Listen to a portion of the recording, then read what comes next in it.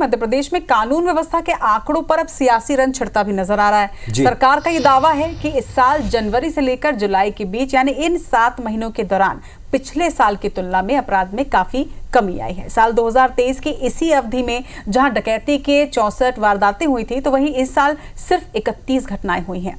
ऐसे लूट के मामले 23% घट गए, दुष्कर्म के मामले 10% कम हो गए। बीजेपी जहां इसके लिए मोहन सरकार के सख्त प्रशासन की तारीफ करते नहीं थक रहे, तो कांग्रेस ने इस पर सीधे सीधे निशाना साधा है। कहा है कि ये आंकड़ों का खेल न करें, वास्तविकता जनता जानती है।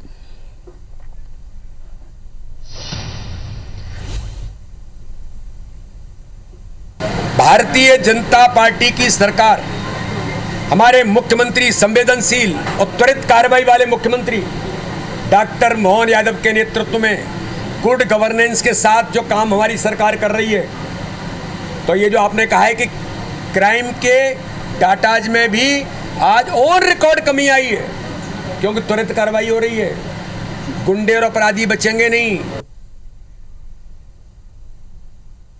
2 महीने इसमें लोकसभा चुनाव के भी थे, जब पूरी ड्यूटी चाक चौबंद थी, बाहर की फोर्स लगी हुई थी, एक्स्ट्रा पुलिस आपको मिली हुई थी, और कहीं ना कहीं इस दौरान क्राइम कम होता है जब लोकसभा के चुनाव थे।